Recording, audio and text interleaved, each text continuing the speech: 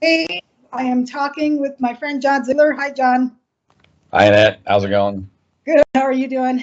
Hanging in there. All right. Before we jump in to the topic, you are on Mediaite. You write for Mediaite, right? And you're at Zigman Freud on Twitter. And you have a podcast, which I was going to ask you about because you do a podcast called Individual One, right? Which is solely about Trump. And so I'm wondering what's going to happen with that when he exits office. We'll probably be ending Individual One in the next, I'd say, month or so, depending on what transpires from here. There's obviously still a lot of Trump news. He's president till January 20th, apparently. Although we'll see. I expect a lot of strange things to happen between now and January 20th, but we'll continue doing the Individual One for at least I would say at least the next month. And then did you ever get the other one up and running? You were talking about a second podcast. Yeah, that'll happen in 2021. We've been working on that all year, basically, taping it. It's a documentary form as opposed to, a commentary. There was a lot of commentary in it, but it's a very, very heavily produced, extremely long and involved podcast that, if it gets any traction, will blow the minds of a lot of people. Wow. Well, that sounds exciting. Where is that going to be? Where are we? Well, we're still trying to figure that out exactly. We're finishing up production in the next couple of weeks, and then, but it'll be hopefully sometime early in 2021. But I don't know that for sure. So no hints as to subject matter on this.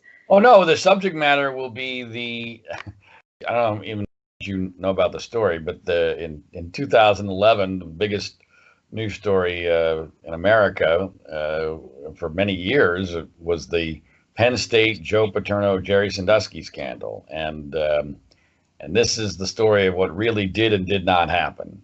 Oh, awesome! Yeah, I've heard you talking about that on Glenn Beck, and I've read some of your stuff about it, and that should be fascinating. That I look forward to that. Fascinating is putting it lightly. Wow, cool. All right, so back to the present. I wanted to talk with you today because, here we are in November, and I think the last time we talked about this topic was June or July. About the whole COVID thing and the masks and whether school was going to open up. And, I just thought we would be I thought we would have been wrapped up with this stuff by now, but it just feels like it's going on and on. It's like my girls are in school right now full time, which I was thrilled when that finally happened in August. And then I got an email, Friday, I think. Well, the numbers are up. And so the kids are still going to be in school for now, but they may go back to online. So it's like things are opening, closing, opening, closing. I have the same thing at church. Our county keeps telling us, oh, well, okay, now you can have more people, 100 people. Oh, wait a minute.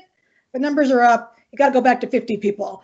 So it's like our church sends out an email saying, well, we're going to meet every week. And then literally a week later, sorry, we're back to every other week. And so it's this constant change. Nothing's ever the same, all because there's cases, not even deaths.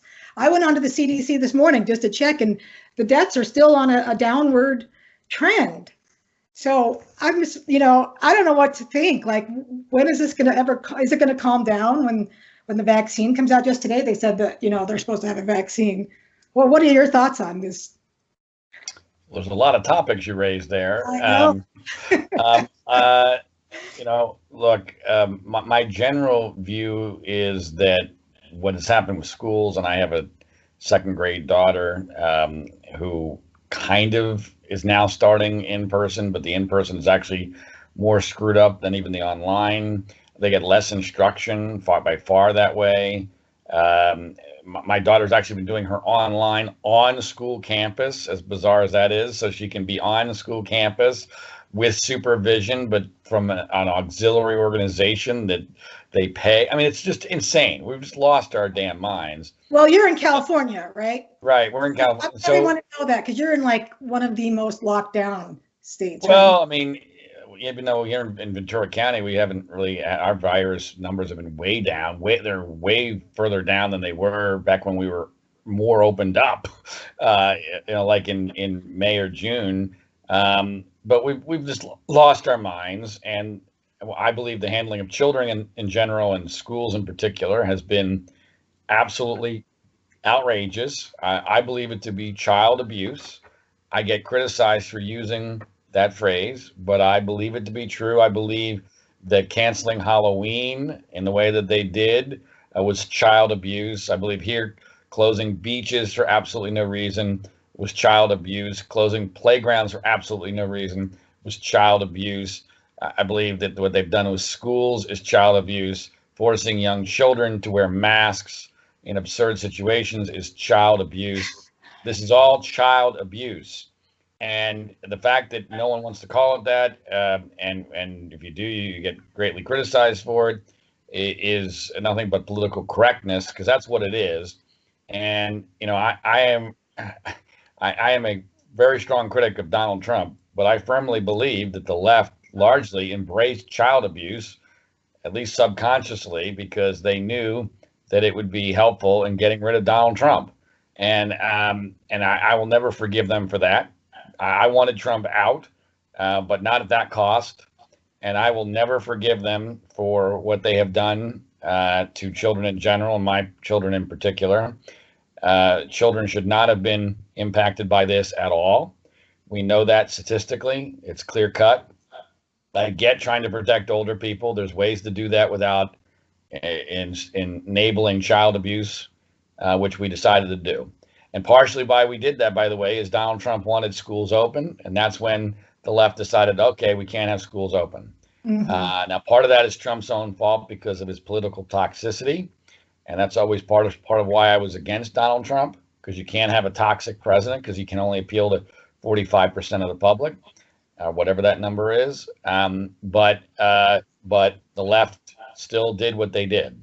And here in Southern California, they didn't even pretend about it. I mean, the Los Angeles Teachers Union basically openly admitted that that's what was going on. And so, but as far as where we are in COVID, I mean, it seemed like good news today. Who knows? I mean, boy, the stock market really thought it was good news. I hope it is. I really do.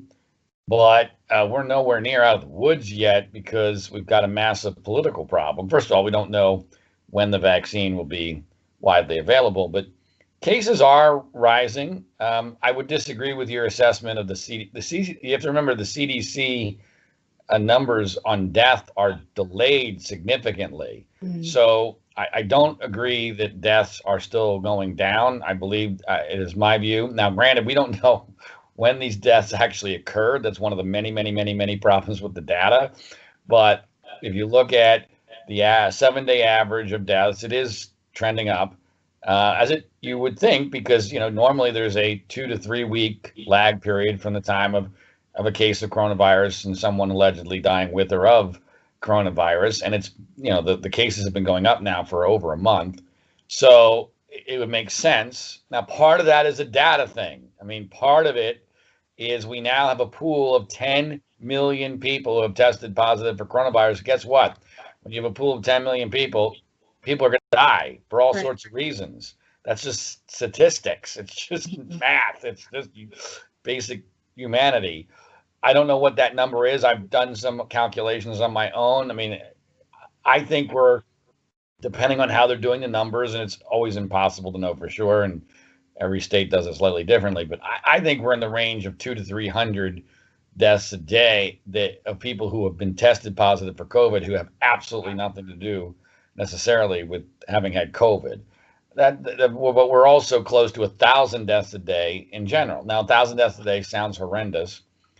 As a portion of the population, it's barely significant. I mean, it is significant, but it's not change the world. It's not end the world kind of stuff over.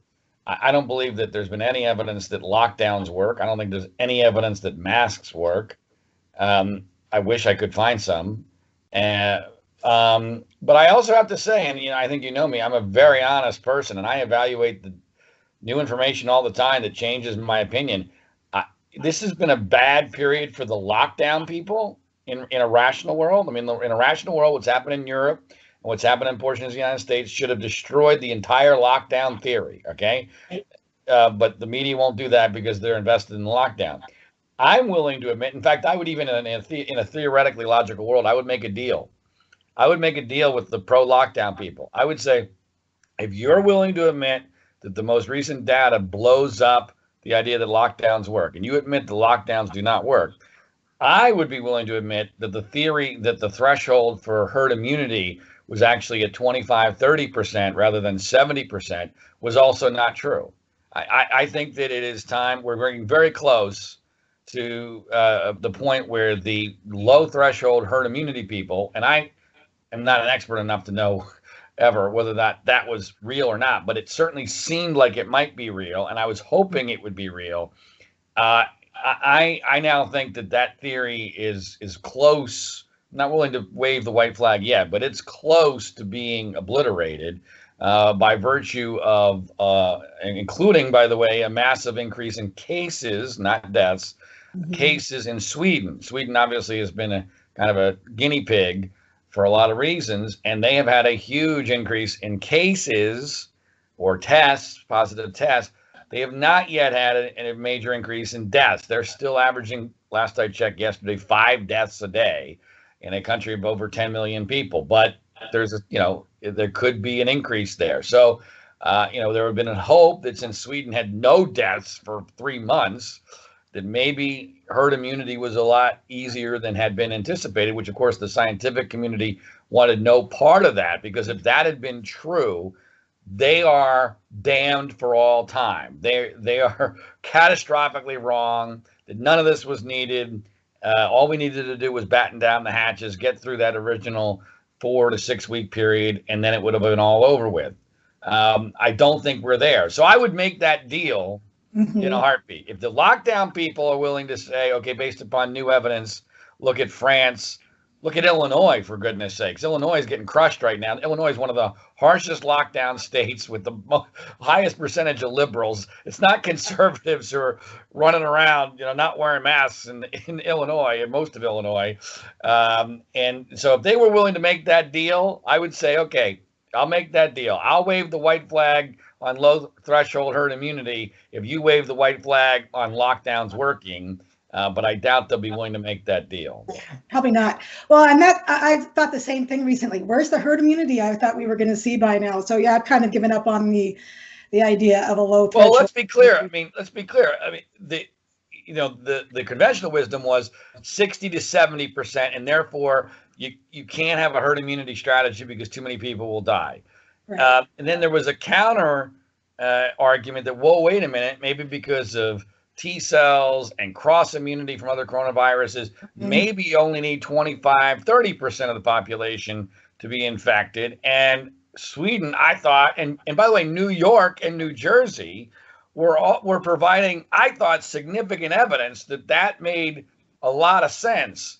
But I think that the case for that is weakening very quickly. Now, who knows what maybe it's 50%. Yeah, maybe. Who knows? Maybe it's somewhere in the middle, which, by the way, would kind of make sense. I mean, oftentimes you get, one story A, story B, and the truth is somewhere in the middle. But I don't think it's 25%. Because if it was 25%, I think we would see certain areas at this point that would have zero issues, whatever. I'm not totally giving up. I mean, look at Georgia. Georgia has been living more normally than maybe even Florida for a longer period of time. And their numbers remain static and under control. And so, if I had to make the argument, I still think Sweden is providing, good evidence in that direction, but not as great. And I think Georgia, I mean, my gosh, Georgia has regular high school football. When you watch it, I watch Georgia high school football whenever it's on now, simply because it looks like it's 2019.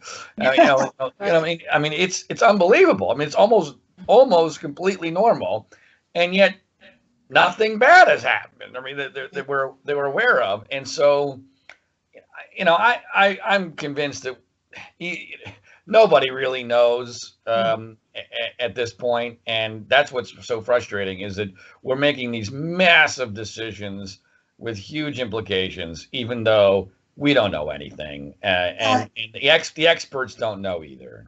No, and it feels like it's much more contagious than we originally thought, but less fatal than we Well, originally. I don't necessarily buy that because our testing has increased so much. People have no idea how much our testing has increased in the month of October. And I guess mostly having to do with schools opening or pseudo opening. But let's pretend it's mostly because of education related activities. Who are the people getting tested? They're young people, right? So you're at testing more, you're going to get more cases, and if you're testing younger people, you're going to get less deaths. So I don't necessarily buy this idea that the virus has changed. Maybe our ability to deal with it has gotten better. I mean, there's probably a lot of factors, but it seems to me as if a more logical Occam's razor explanation is younger people kind of realize, wait a minute, this is not that big of a deal. They're acting more normally. They're getting it. They're getting tested. They're testing positive, but they're not dying because it doesn't affect young people. That to me is where my head's at. And yet, we're going to have to deal with this schools opening up, locking down, till eventually. I have a feeling like our school district here is probably going to go online and then just stay online for the rest of the school year because nobody can handle this open, close, open, close. It's like pick something and stick with it. But like you said, it's a child abuse thing because the kids are going to, if they're stuck online for the rest of the year, that's just, I mean, I guess the only bonus to that is they won't have to wear the stupid masks every day, you know? Yeah, in a weird way, I almost, as screwed up as the in-person currently is, part of me would almost rather just, you know what, let's not pretend. Let's not play pretend. I hate playing pretend. And a lot of this is to play pretend. So, I think there are worse scenarios than that. But let's just be clear. It's absurd. It's absurd that the schools are closed. It's absurd that they ever closed. Before our school closed in March, I told our principal directly, I said, look, here's the problem.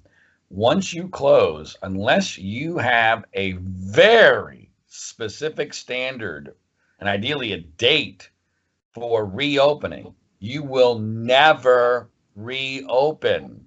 And he actually admitted to me that he's thought about that ever since then, because I've turned out to be 100% right.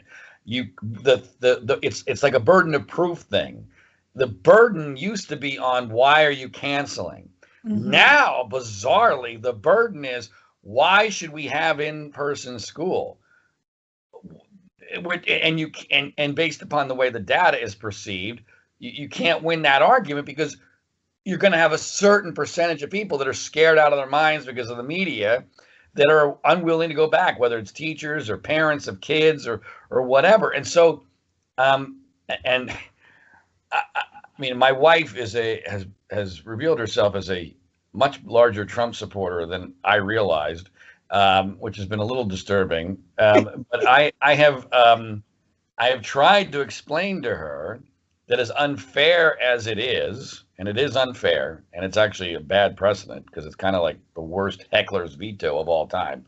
As unfair as it is, the only path for the country, and especially us here in California, to ever get out of this was for Trump to lose. Because if Trump had won for the next 4 years, especially here in California, but other states like California, run by Democratic governors, there would have been zero incentive to ever open anything up.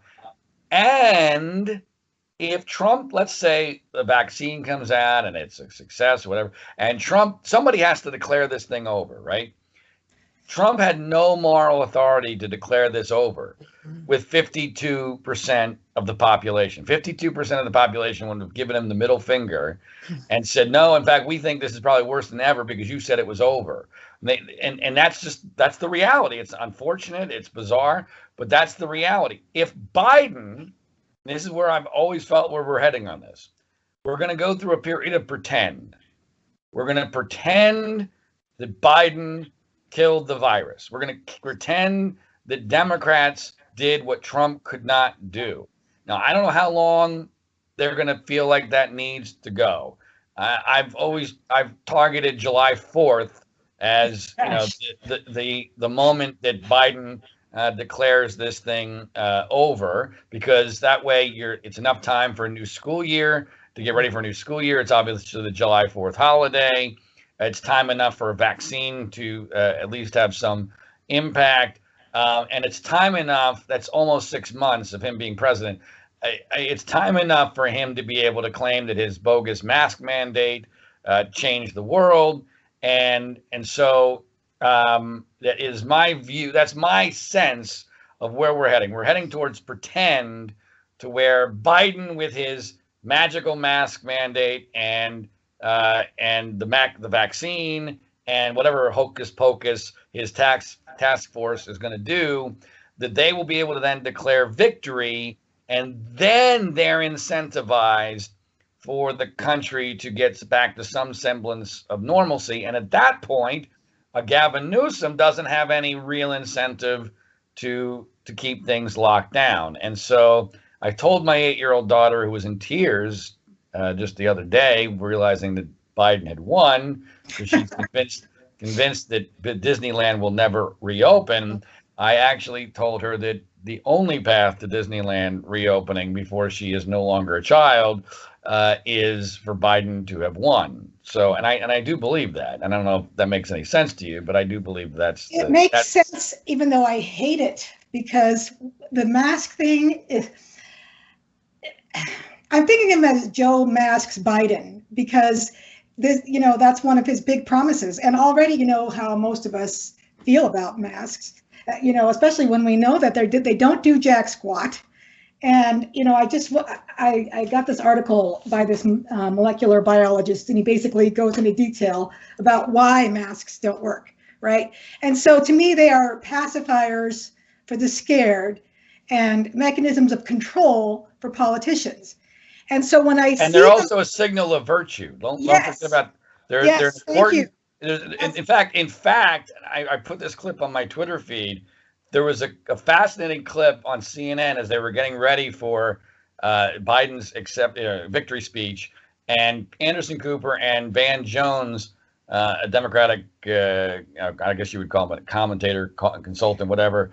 They were trying to explain why all the Biden fans were not social distancing, and they were celebrating on top of each other. It's this fascinating clip. You should check it out. And Anderson Cooper is going and Van Jones jumps in and actually compares the mask being worn at the Biden celebration to the MAGA hat. He actually says that it's like the MAGA hat, that it's a signal that we take this seriously. He's actually said that it's a signal that we take it seriously, which I'm like, well, I've been saying this for 6 months now. This is what it is. It's a signal of your virtue and your opposition to Trump. And look, I've even said if there is a semblance of value to masks, that's signaling to somebody that, it's almost like, stay away from me. I'm not down with the anti-social distancing. That's what it is. And I agree with your analysis. It's a psychological security blanket for monsters under your bed. That doesn't mean the virus isn't real. It means that the security blanket doesn't work. Yeah. It doesn't do anything except make you feel better. And the ultimate proof of this, and I don't know if that's what your microbiologist was saying, but it doesn't take a rocket scientist or a microbiologist to figure out that if you can smell smoke or a fart or anything else in your mask, you're not going to be able to stop a virus. And I get, but it's not to protect you, John. It's to protect the person. But it's the same deal. You're talking about particles that are literally microscopic, and if they can't stop a smoke or a fart particle, they're not going to stop a virus. And the data backs us up on this. I mean, there's no place.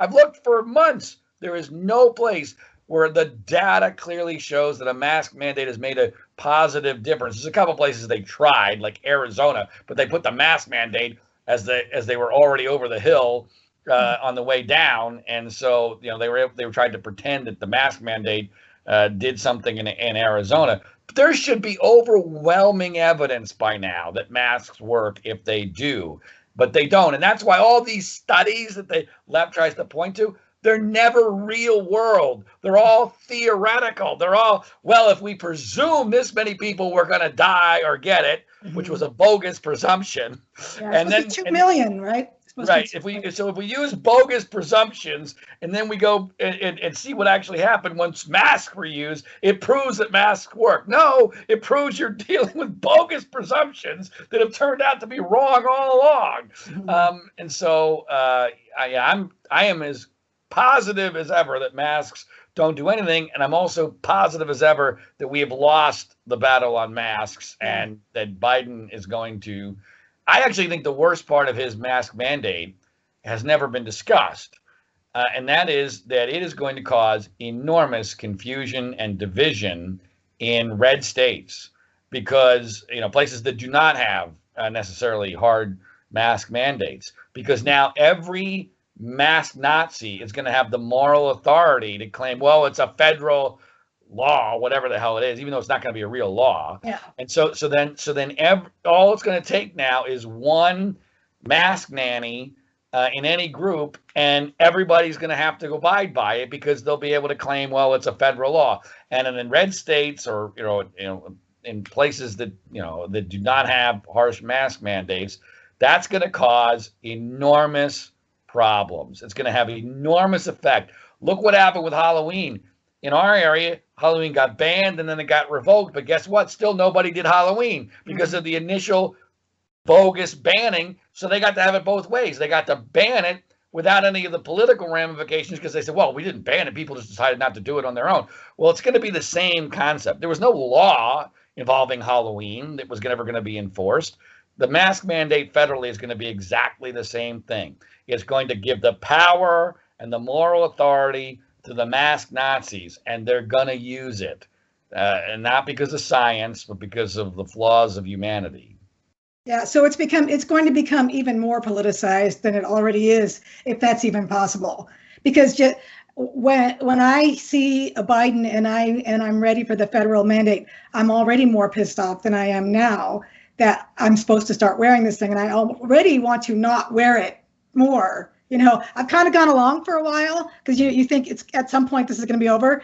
But when you have a Biden commit, it's going to be a dark winter. Well, now that what you've said about what he's probably going to do, that we're probably going to carry this out through July, that makes sense. That whole thing makes sense. But it really makes me want to stop wearing the mask now because I don't want to toe the line because he's making us do it, So I'm afraid we're going to see a ton of division now, well, as soon as he's in office and makes this thing happen. It's going to get uglier. The whole mask thing is going to get uglier. And one of the things I will find fascinating is now that Trump is unleashed, does he spend the next 2 months decrying masks, for instance? I mean, that would be it'll be fascinating to see. Does Trump now, because my instinct is that Trump has known for a while that COVID is overblown, masks are baloney. We blew this, but he was afraid to go down that path because he was told by his advisors that's death in the election because 60% of the people have all bought in. Now that he's unleashed, once he realizes he's lost, does that change the rhetoric? That will be fascinating. Yeah, it will be to find out, because that will have an impact on how his voters perceive this, and would only increase the division. But anyway, that's something to look at. Yeah, I actually hope he does. And I told my libertarian friend, that I thought the Republican Party missed out on a real opportunity by not doing the big convention and going mask free and saying we're not going to mask. We're going to be for liberty. And a lot of people would have rallied around that, but I'm not so sure about that. I thought that too. I thought that the juxtaposition at the time would be powerful. I now think we're such a wussy nation Mhm. that there may have been more of a backlash. And let me prove to you or try to prove to you my point. As a sports fan, I thought that the places that didn't allow any attendance at games, like here in Los Angeles, no fans whatsoever, Mhm. that there would be some pressure once they saw other places actually having fans at games. There's been none. And you know why? Mostly because no one in the media will raise it as an issue. No Mhm. one in Los Angeles media is saying, hey, we just have this brand new $3 billion stadium that's massive. We're not allowed to have anyone in it, yet, they can have fans in Dallas or in Florida. Why can't we have any fans? There's been none of that because of the fear of backlash and the desire to virtue signal. Yeah. And so the media is so invested in all of this that it's almost an impossible battle. It's an It is. impossible battle. It like I think you're right. It feels like we lost that battle, but I'm kind of, even though it creates division, I'm kind of hoping for a big pushback on it once Biden's in office and tries to enforce it. Just because it would be nice to see some backbone, and it would be nice to see some pushback. I'm really sick and tired of there not being, like, if I walk into a store and every single stupid mask on, I'm like, and yet I'm one of them, and so I'm Right. hoping that we can see some, put some life in this again, let's take the That would be sucker great. back. That would be great, but don't hold your breath. No. All right. Well, thank you. I appreciate that. I'm going to be thinking a lot about your analysis of what's going to happen with Biden and how he's going to, cure the disease magically on his own by July 4th. And I think you're probably right. So I usually am. yeah. All right. Well, thanks, John. Again, John Ziegler can be found on @ZigmanFreud on Twitter. You can read his column at Mediaite, and you can listen to his podcast, Individual One. And where is that one found at? You can find it on iTunes or Whooshka, most places where you can get your podcasts. Awesome. All right. Thank you for listening to Annette on Life, Liberty, and Happiness. Go find me, iTunes, Stitcher, Spotify, etc.